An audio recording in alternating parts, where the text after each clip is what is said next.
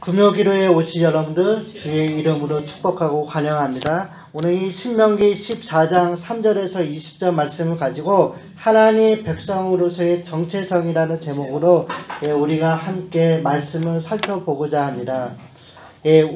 신명기는 신해사 언약의 갱신을 배경으로 하는 말씀이면서 내용 면에서 보면 하나님의 언약과 선택, 그 다음에 언약 백성의 의무에 관한 규정을 담고 있는 것을 우리가 말씀을 읽다가 보게 됩니다. 여기서 하나님은 택하신 언약 백성과 친교 나누시기를 원하시면서 그 백성들로 하여금 경배받기를 하나님께서 원하시고 계십니다. 이스라엘을 그의 백성으로 선택하셨고 애굽에서 건져 주셨고 광야에서 지켜주셨고 또한 그들을 다른 민족들과 구별케 하셨음을 우리가 말씀을 통해 보게 됩니다. 특별히 우리가 이번 주에 읽었던 신명기 14장과 16장을 보면 이스라엘의 백성들, 하나님께서 택하신 이 언약 백성들이 그의 삶 속에서 구체적으로 지켜야 하는 하나님의 명령을 다룬 규례를 담고 있는 것을 보게 됩니다. 3절에 보면 가증한 것을 먹지 말라고 하나님께서 명령하고 계십니다. 이 명령은 하나님의 언약 백성으로서 절대적으로 순종해야 한다는 의미를 담고 있습니다. 우리가 아까 전에 읽었던 3절에서 20절 말씀을 보면 하나님께서 정한 것과 부정한 것을 구별하여 부정한 것을 먹지 말고 하나님이 정결하라고 하신 것만 먹으라고 명령하시고 있다는 것입니다. 이 말씀을 어디서 하시냐면 레위기 11장에서도 똑같은 말씀을 하고 계십니다. 그러므로 이스라엘 백성들이 부정한 것들을 가까이 하였을 경우 의식적으로 부정한 자가 된 것을 우리가 말씀을 통해 보게 됩니다. 하나님께서는 이 먹는 것을 통해서 먹는 것뿐만 아니라 하나님의 택하신 백성으로서 다른 이방 민족들과 구별된 삶을 살아가라고 하나님께서 이렇게 먹지 말라고 명령하셨다는 것을 우리가 기억해야 할 것입니다. 땅 위의 짐승의 경우를 보면 소와 양과 염소, 그 다음에 사슴, 노루 등과 같이 쪽발이면서 새김질을 하는 것을 먹을 수 있고 낙타와 토끼, 오소리, 그 다음에 돼지 등과 같이 이 두 가지 조건 중에 어느 하나라도 충족되지 않으면 부정한 것으로 하나님께서 먹지 말라고 명령하셨습니다. 물속에 사는 것 가운데 지느러미가 있고 동시에 비늘이 있는 것은 무엇이나 먹을 수 있지만 그 이외의 것을 먹지 말라고 하나님께서 이스라엘 백성들에게 명령하십니다. 공중을 나는 것들 가운데 정화새는 먹을 수 있는데 이러한 것을 대개 두 발로 걸을 수 있고 날 수 있는 날개를 가진 것들입니다. 그러나 독수리, 솔개, 까마귀, 타루 등과 같은 새들을 하나님께서 먹지 말라고 하셨습니다. 또한 죽은 짐승의 시체를 먹는 새나 대표적으로 까마귀라든지 그 독수리, 그 다음에 박쥐와 같이 새인지 땅 위의 짐승이지 불분명한 것들을 하나님께서 먹지 말라고 명령하십니다. 그리고 이 곤충들 가운데서 먹을 수 있는 새와 유사하게 두 개의 다리로 뛰고 날개를 가진 것들, 그 대표적으로 보면 메뚜기와 귀뚜라미, 그 다음에 배짱이는 먹을 수 있다고 하나님께서 말씀하십니다. 여기 이 말씀을 전체적으로 보면 하나님의 피조물이 세 부분으로 설명되고 있습니다. 첫 번째로는 땅 위에 있는 것들과 그 다음에 공중 위에 있는 것들, 그 다음에 물속으로 설명이 되고 있는데 하늘과 땅의 생물을 전체적으로 언급하시면서 정결한 것과 부정한 것으로 구별하고 이스라엘 백성들을 정한 것만 먹도록 하신 것입니다. 이 규례의 목적은 부분적으로는 이스라엘 백성들의 건강과 위생을 위한 것일 수도 있지만, 이 규례를 하나님께서 정하신 이 목적을 보면 선민으로서의 정체성은 그의 마음속에 늘 상기하면서 그의 신앙을 지키도록 하기 위함이었다는 것을 우리가 기억해야 할 것입니다. 다시 말해서 종교적이고 영적인 차원에서 우리가 이 말씀을 우리가 살펴봐야 할 것입니다. 구약의 모든 의식법이 그러하는 외적 정교 의식을 통해서 하나님의 백성들로 하여금 내적 신앙의 성결에 이르도록 유도하기 위함이었습니다. 두 번째로는 모두 부정한 것으로 인한 오염에서부터 성결을 유지케 하므로 모든 백성들이 죄로부터 자신을 돌아보고 자신을 거룩히 보존하는 것을 터득하도록 하기 위함이었다는 것을 우리가 기억해야 합니다. 세 번째로는 가장 기본적인 식생활에서조차 이방인들과 하나님을 알지 못하는 그 백성들과 엄격히 구별된 삶을 살게 하므로 이스라엘 백성들 그 자신들이 자신을 하나님께로부터 구별받은 선민임을 늘 기억하게 하기 위함이었다는 것을 우리에게 보여주고 있다는 것입니다. 피조된 생물의 세계, 이스라엘의 일상생활 속에서 늘 접하고 먹기로 하는 이 동물들의 세계를 접하면서 동물의 세계로 정한 것, 그중 특별히 구별되어 하나님께 제물로 바쳐지는 것, 그리고 부정한 것으로서 나뉘어 있듯이 인간 세계로 보면 하나님께서 택한 백성, 곧 선택된 언약 백성, 그리고 그들 가운데 하나님께 제물을 바치는 일을 하는 제사장들이 구별되어 있고요. 그 다음에 그들 성민 이외에 부정한 자들이 있는 것을 우리가 말씀을 통해 보게 됩니다. 일상의 삶 속에서 이렇게 구별되어 있는 동물의 세계를 접하면서 그리고 음식을 준비하면서 그들 자신이 여러 민족들 가운데 특별히 정한 백성으로 거룩하게 구별되는 은혜를 입었다는 사실을 상기시키는 것이었습니다.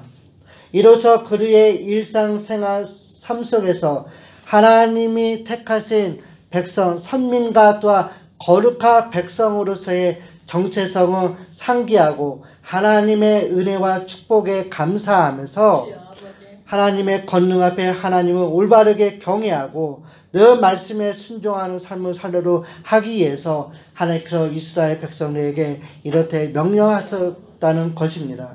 이 말씀은 주일날 교회 안에서의 삶과 교회 밖에서의 삶의 괴리가 있는 우리들의 삶에 대한 경계의 말씀이기로 합니다.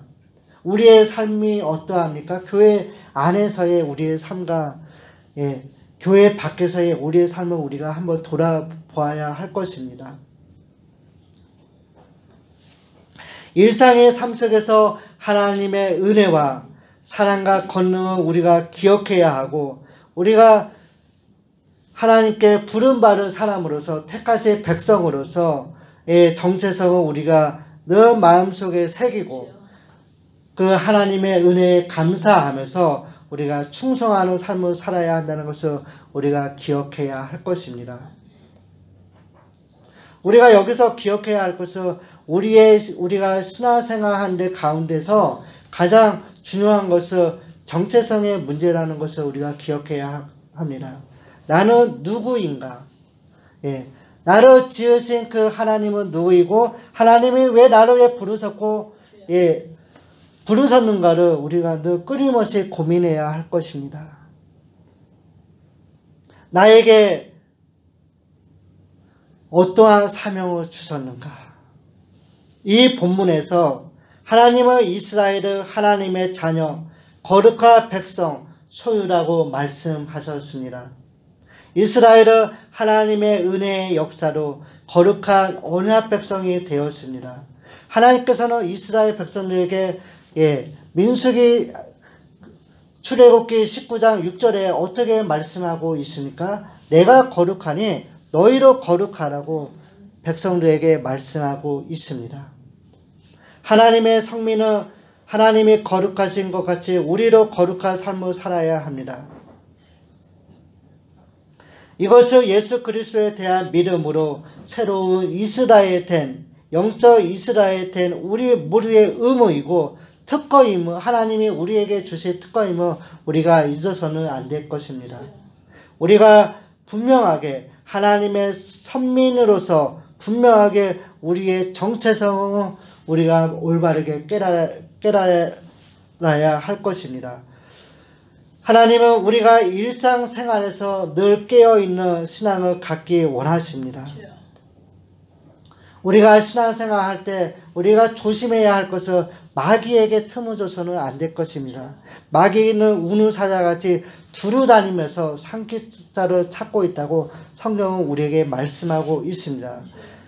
삼킬자를 찾기 때문에 늘 깨어서 우리가 기도와 말씀을 보면서 우리 자신을 늘 돌아봐야 할 것입니다.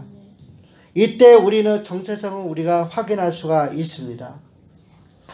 주님은 그러한 우리의 정체성이 구체적인 우리의 삶 속에서 가시화되고 실천되기를 원하신다는 사실 우리가 잊어서는 안 됩니다.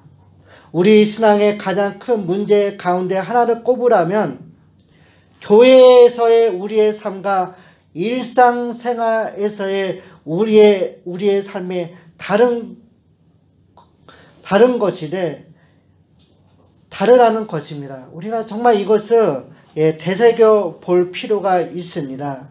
이 문제의 심각성은 본문의 음식 규례를 통해 우리에게 잘 보여주고 있다는 것입니다.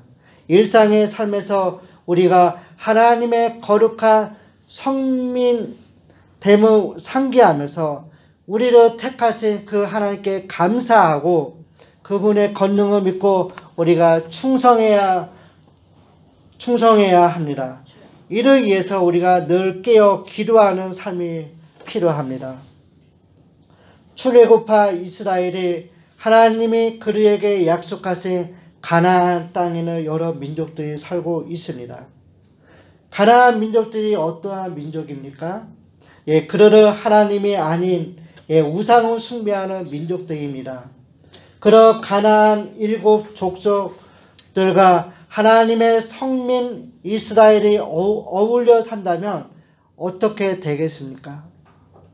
이스라엘 백성들로 가나안 족속들과 같이 우상을 숭배하는 일들이 일어날 수가 있다는 것입니다. 이스라엘 백성들을 보십시오. 모세가 시내산에 올라가서 하나님께 계명을 받았을 때 모세가 내려오지 않으니까 이스라엘 백성들이 어떠한 일들을 했습니까? 금송아지를 만들어서 이 금송아지야말로 자신들을 구원해준 하나님이라고 하면서 그 송아지에게 경배하지 않았습니까? 그래서 하나님은 인간의 가장 기본적이며 근본적인 먹는 것으로부터 정결한 것과 부정한 것을 구별하심으로 이스라엘을 가나안 족속의 우상 숭배 제물로부터 보호하면서 보호하기 위해서 하나님께서 이들에게 이렇게 말씀하셨다는 것입니다. 또한 이것은 가나안 족속의 죄악에 물들지 않게 하시는 하나님의 보호 조치이기도 합니다.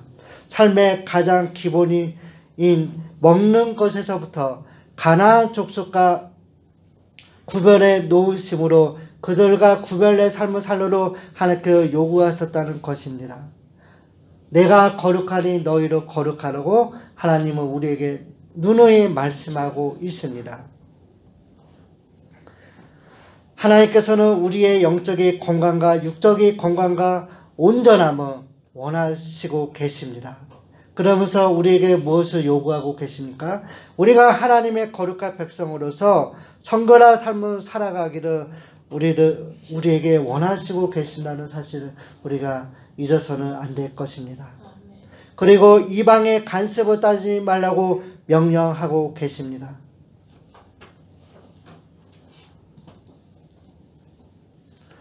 지금 우리는 하나님의 자녀로서 구별된 삶을 살아가고 있습니까?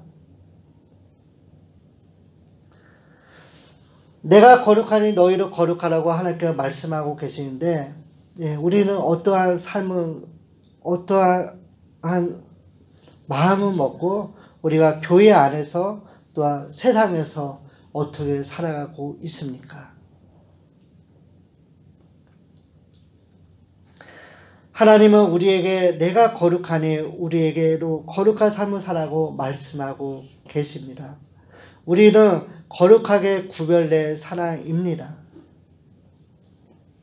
우리가 이 땅에 살아가면서 하나님의 거룩한 백성임을 우리가 마음속에 새기고 살아가야 할 것입니다. 왜 하나님이 왜 나를 부르셨고 왜 이스라엘 백성들을 택하시면서 왜 하나님께서 정한 것을 먹고 부정한 것을 먹지 말라고 그에게 말씀하셨는가? 우리가 이 말씀을 우리가 깊이 생각해 봐야 할 것입니다. 그러면서 이 말씀 가운데서 명령 가운데서 우리의 삶을 우리가 뒤돌아 봐야 할 것입니다. 아까 저희로 제가 말씀을 들었지만 출애굽한 이스라엘 백성들이 가나안 땅에서 가나안 땅에 들어가서로 정결한 삶을 살 수 있도록 하나님께서 이 광야에서부터 이들을 훈련시키시면서 정결한 삶을 살아가라고 훈련시키시는 것을 우리가 보게 됩니다. 그곳에 들어가서로 온전히 가나안 문화에 동화되지 말고 오직 참되고 한 분이신 여호와 하나님만을 바라보면서 하나님께서 택하신 거룩한 백성으로 살아가고 또한 그리의 삶을 통해서 모든 열방이 주 앞에 돌아올 수 있도록 하나님께서 이들을 부르셨고 그렇게 살아가라고 누누이 말씀하셨습니다. 구별된 삶을 살아가고 있는가? 하나님의 백성으로서 올바른 정체성을 우리가 마음속에 새기고 살아가고 있는가? 우리가 기억해야 할 것입니다. 말씀을 마치도록 하겠습니다. 우리가 이 땅에 살아가면서 하나님의 거룩한 백성이면 우리가 마음속에 새기고 우리의 삶을 통해서 온전히 하나님 한 분만을 드러내고 하나님께 영광 돌리며 정말 주님의 기뻐하시는 삶을 살아가는 저와 여러분이 되시길 주의 이름으로 간절히 소망합니다.